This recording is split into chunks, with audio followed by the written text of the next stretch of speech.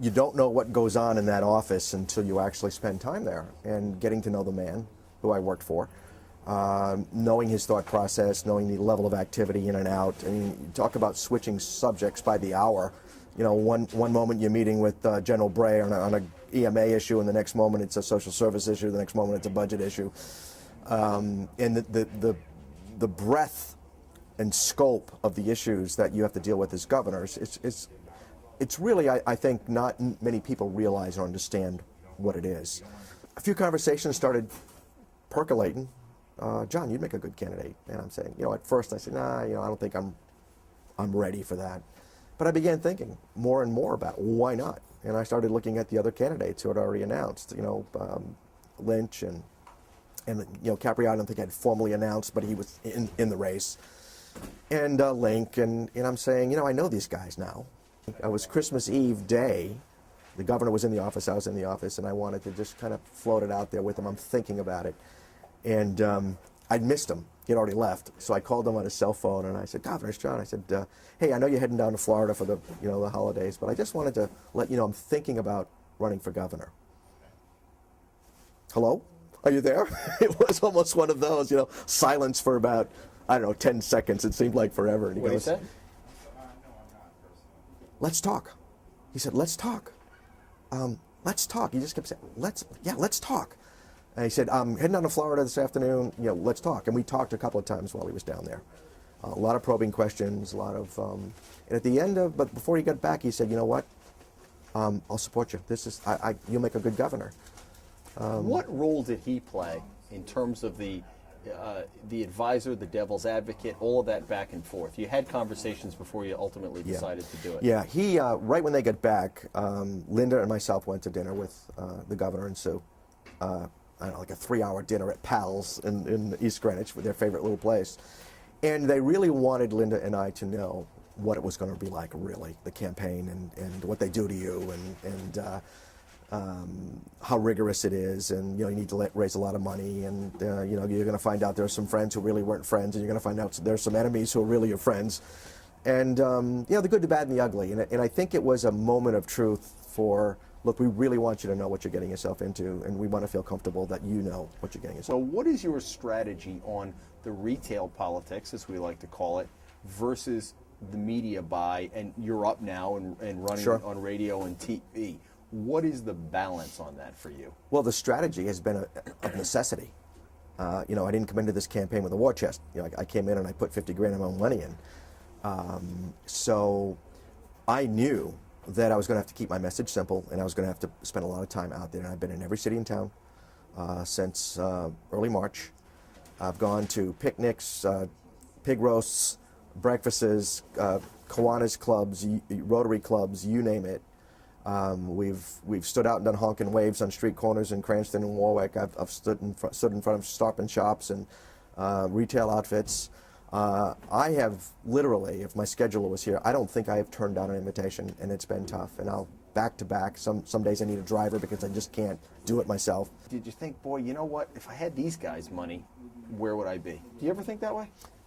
No, because these guys, the leaders, have been spending 100 grand a week for the last 7, 8, 9 weeks, and they're stuck. They've hit a ceiling. They've been pounding each other with negative messages. Their positives aren't going up, their negatives are going up.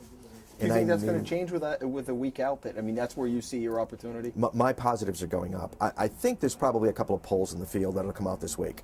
I think Rasmussen has a poll that probably will come out in the next day or so. I believe it's going to show me on the uptick, and it's going to show them still stuck. Enough to catch them? Yeah. Yeah. You look at the margin of error, and you look at, you know, polls are funny. And, you know, there's a lot of push polls out there, and depending upon who asks and how they ask the question and where the candidate's positioned, there's a science to it. Polls are polls, but what you look for is trends.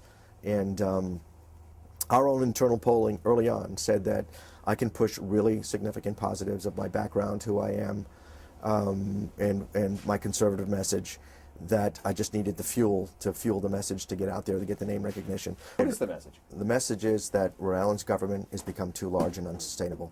The only way out of this mess, the only way to create jobs to ensure the long-term viability of the state and our economy is to cut spending and shrink government so we can lower taxes to keep people here and to attract jobs. Simple conservative message.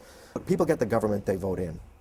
And if they vote in a bunch of people who believe that government should continue to expand and we should continue to fully fund all these programs and raise taxes to fuel the beast, then nothing will change. I agree.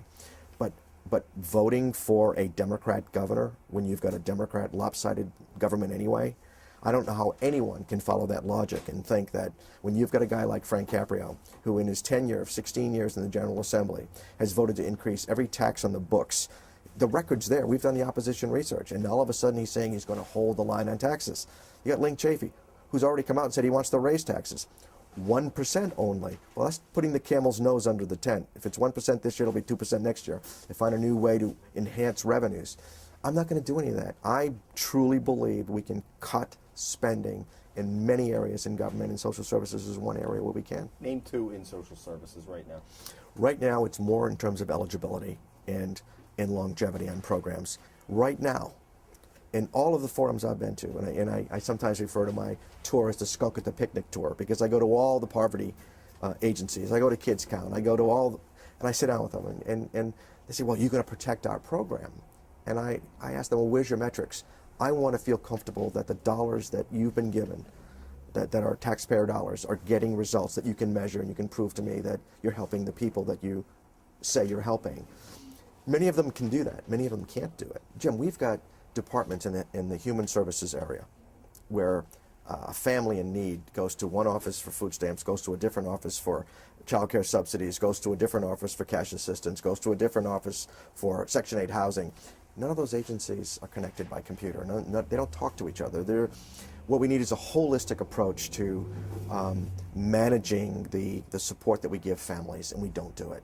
What I'm hearing from every corner of this state is that voters are fed up and disgusted with the negative advertising, and they don't want to hear it anymore. They say that, but do you believe that? I believe it. I do. And you know what? If I'm wrong on that, then so be it. But at least on November 3rd, I'll be able to wake up and say, you know what, John? You stayed true to yourself. You stayed true to your message, and I'll be happy with that. But I am not going to change who I am. I'm not going to become this aggressor, in your face, me too, yeah, you did a nasty thing. I just, in my heart of hearts, don't believe that's the way to go. Is it as simple to attract business as we cut taxes and we make it more business friendly? Well, let me revise that question. How do you make it more business friendly in this state? A lot of things. Taxes is one.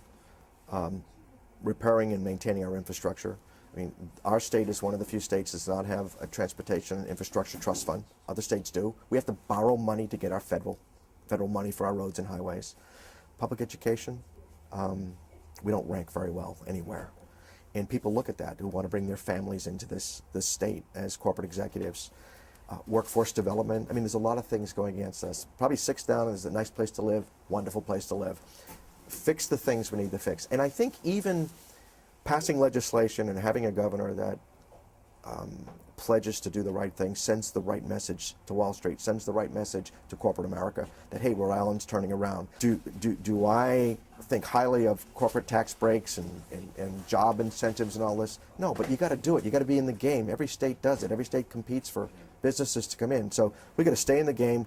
We got to turn the image of Rhode Island around by doing the right things that are going to make sense to businesses to be here.